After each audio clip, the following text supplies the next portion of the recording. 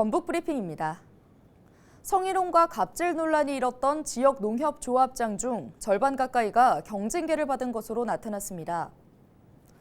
국회 농림축산식품해양수산위원회 소속 더불어민주당 윤준병 의원이 농협중앙회로부터 제출받은 자료에 따르면 지난 2020년부터 올해 6월까지 징계를 받은 전국 농협조합장들은 66명에 달했습니다. 이들의 징계 사유로는 부적절한 직원 채용이 21명으로 가장 많았고 부적정 예산 집행, 성희롱, 횡령, 직장 내 괴롭힘 순으로 나타났습니다. 징계를 받은 조합장 중 가장 많은 비율인 48.5%는 견책 처분에 그쳤습니다. 윤준병 의원은 농협중앙회가 조합장들의 비위 행위에 대해 사실상 방관하고 있다며 제도 강화를 촉구했습니다. 전북 학생들의 꿈과 끼를 발산하는 문화예술교육축제회장이 6일까지 열립니다. 전북도 교육청은 4일부터 3일간 전주 한국소리문화의 전당에서 전북 학교 예술교육 페스티벌을 개최한다고 밝혔는데요. 예술교육 지정학교와 초중고 예술 동아리 등 학생 3천여 명이 참여해 음악과 미술, 패션쇼 등을 선보입니다. 야외에서는 웹툰과 디자인, 미술작품 전시와 한지공예, 페이스 페인팅 등도 진행됩니다. 얼마 전 B&K 경남은행에서 약 3천억 원을 털어간 역대급 도둑이 덜미를 잡혔다는 소식 다들 접해보셨나요? 그 도둑은 바로 은행의 직원이었다고 하는데요. 부동산 대출 업무를 맡았던 이모 씨는 대출 서류를 위조하는 등의 방법으로 13년 동안 2,988억 원을 빼돌렸다고 합니다. 국내 금융권 횡령 사건 중 가장 큰 규모라고 하는데요. 문제는 이런 사건이 한둘이 아니라는 겁니다. 지난 8월에는 롯데카드 직원 2명이 협력업체 대표와 부실 계약을 맺은 뒤 100억 원대의 돈을 횡령했고 우리은행에서 700억 원, 인천 모아저축은행에서는 59억 원을 횡령한 직원이 붙잡혔다고 합니다. 2017년부터 지난 7월까지 금융권에서 발생한 배임 금액은 무려 1,000억 원이 넘는다고 합니다. 한두 번도 아니고 금융계 횡령 사건은 왜 끊이지 않는 걸까요? 전문가들은 금융회사의 내부 통제 시스템이 약한 것이 주 원인이라고 하는데요.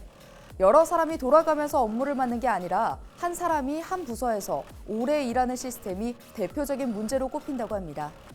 이 밖에도 내부 관리 감독이 부족하고 범죄를 통해 얻는 수익에 비해 처벌이 약한 것 또한 문제로 꼽힙니다.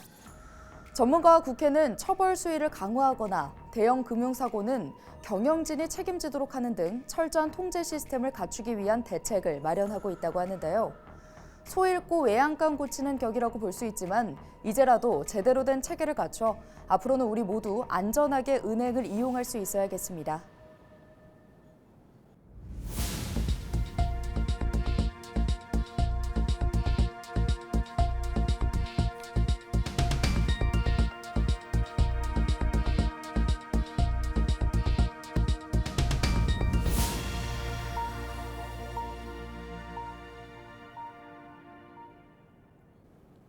남원시는 전북도가 추진하는 농공단지 환경개선 공모사업에 선정됐습니다.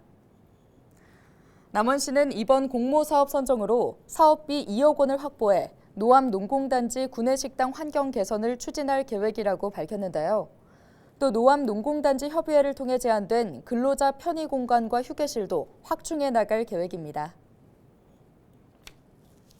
앞으로도 지속적으로 산업단지 내 정조 환경과 복지 시설 등을 확충하여 근로자의 생활 환경 개선에 힘써가겠습니다. 육군 35사단은 베트남 참전용사에게 새로운 보금자리를 마련해 제공했습니다.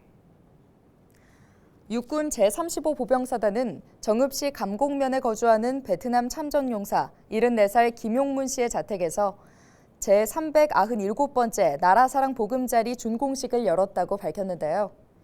35사단은 김 씨가 100년 가까이 된 노후주택에서 불편하게 생활해왔다는 소식을 접하고 150여일간에 걸쳐 66제곱미터의 주택을 신축했습니다. 오늘 준비한 소식은 여기까지입니다. 지금까지 전북 브리핑이었습니다.